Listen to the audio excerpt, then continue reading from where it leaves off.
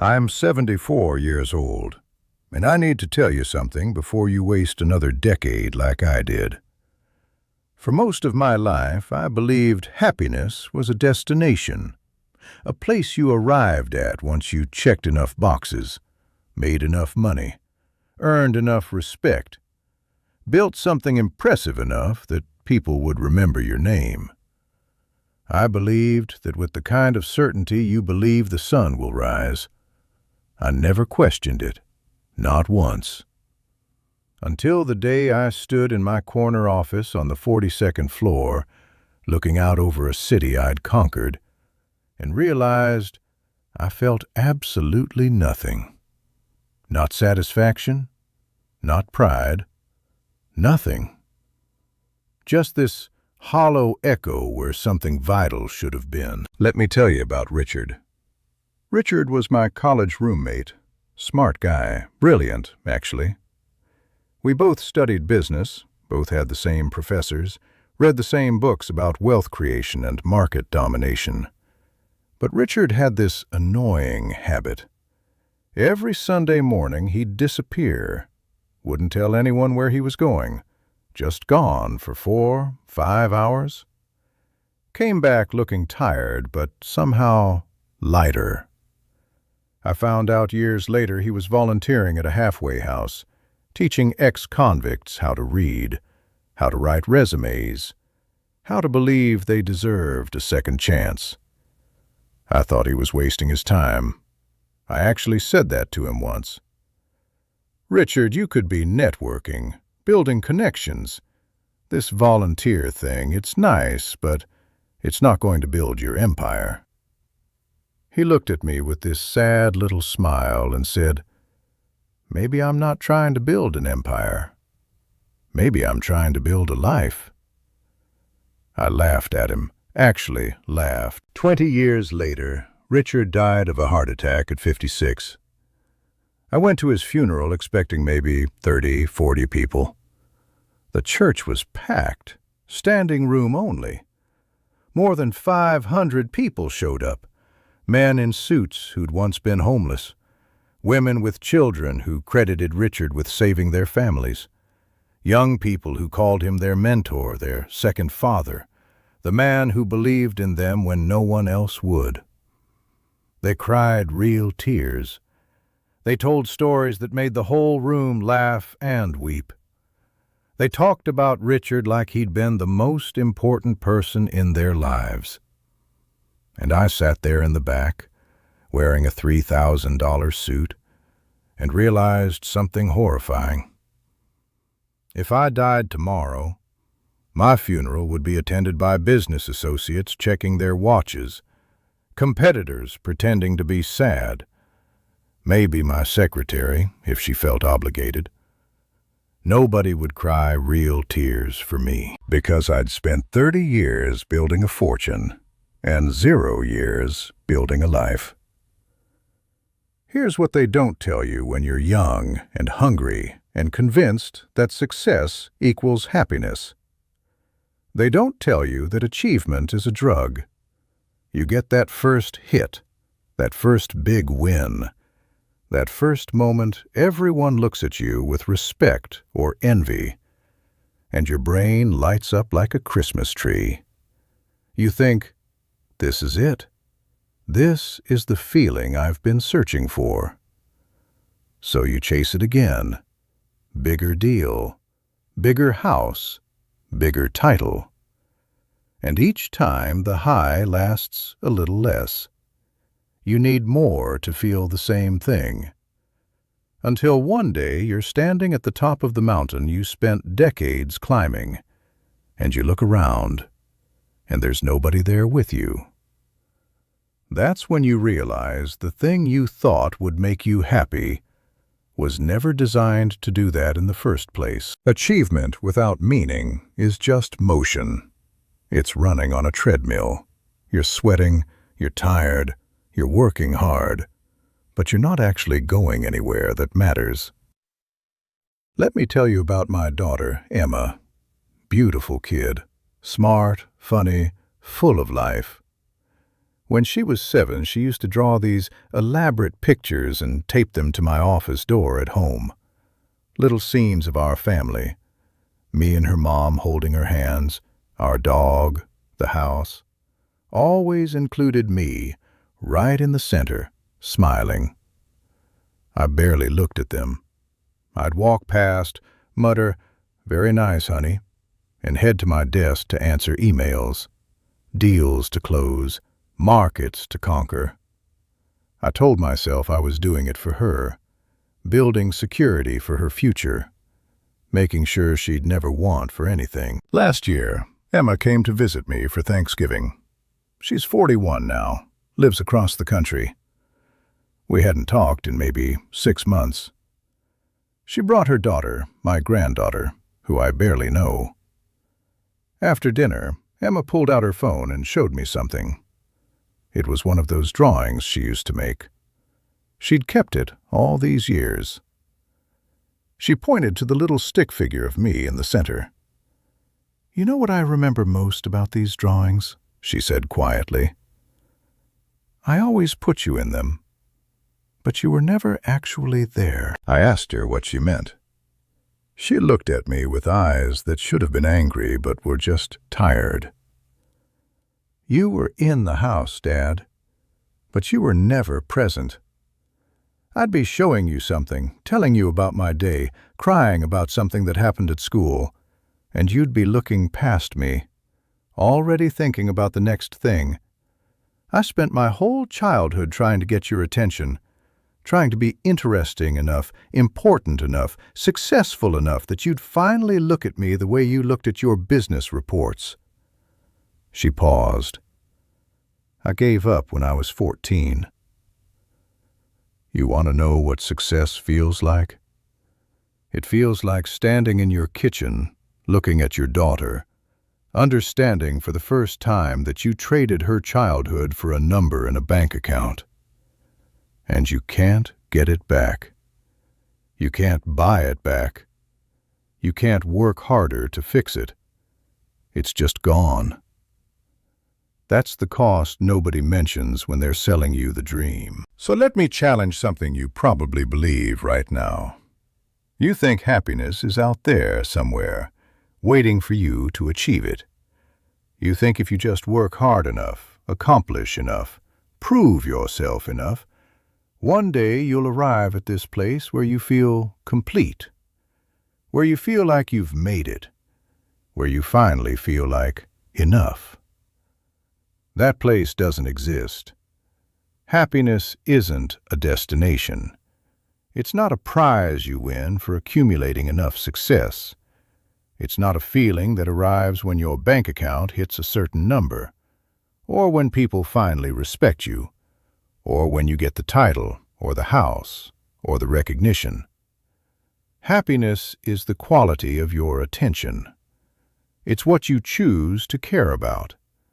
It's whether you're here, right now, fully present in this moment, or whether you're always somewhere else, always chasing, always convinced that the next thing will be the thing that finally makes you feel whole. I missed my son's high school graduation because I had a meeting in Tokyo.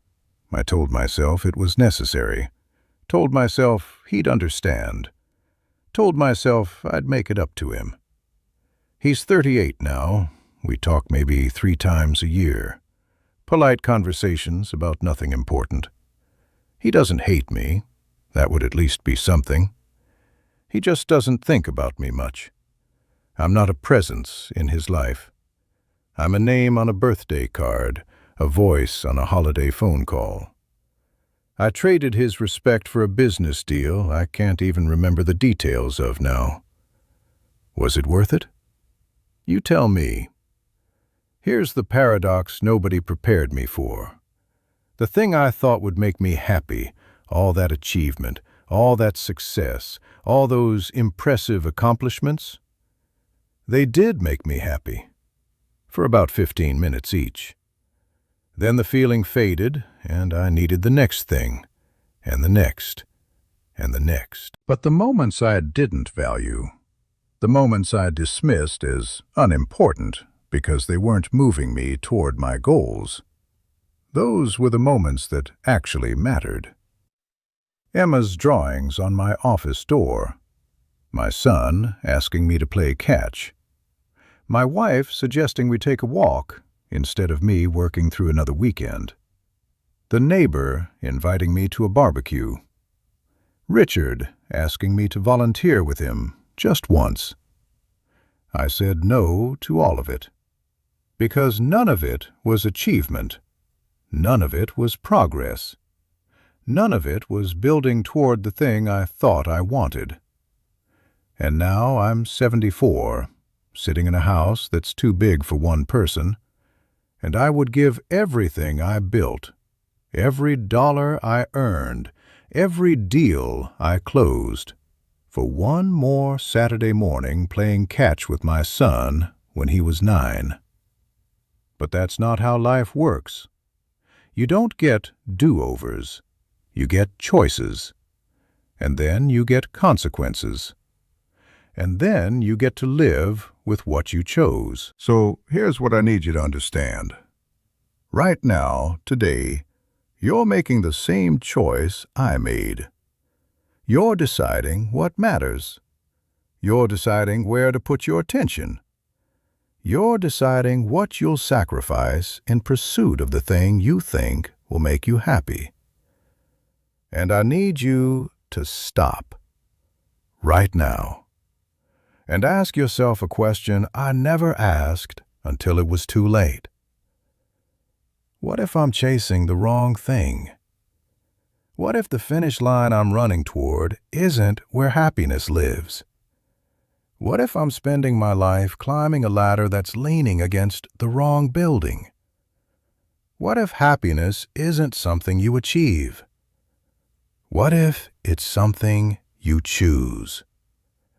What if it's been available this whole time in the ordinary moments I keep dismissing as unimportant?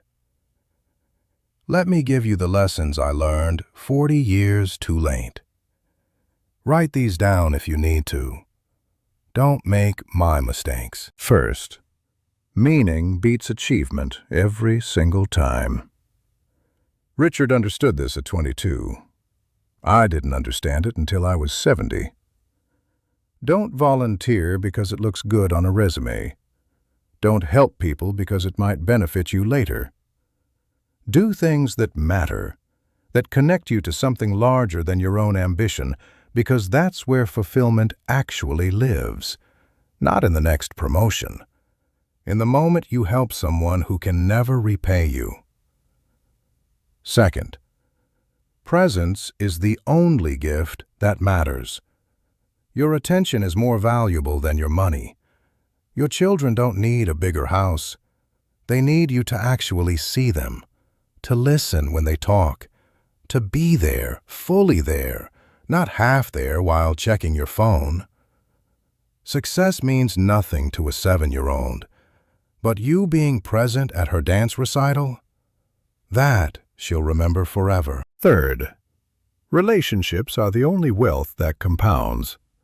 Money doesn't make you rich, not real rich. Connection makes you rich. Love makes you rich. Being remembered fondly makes you rich. I have millions in the bank, and nobody who calls to check if I'm okay. Richard died broke and was mourned by hundreds. Which one of us was actually wealthy? Fourth, the things you're sacrificing today you can't buy back tomorrow. Time is the only resource you can't regenerate. Miss your daughter's childhood, and it's gone. Skip the family dinners, and those moments evaporate. You're telling yourself you'll make time later, after you've achieved enough, after you've secured enough, after you've proven enough. Later never comes.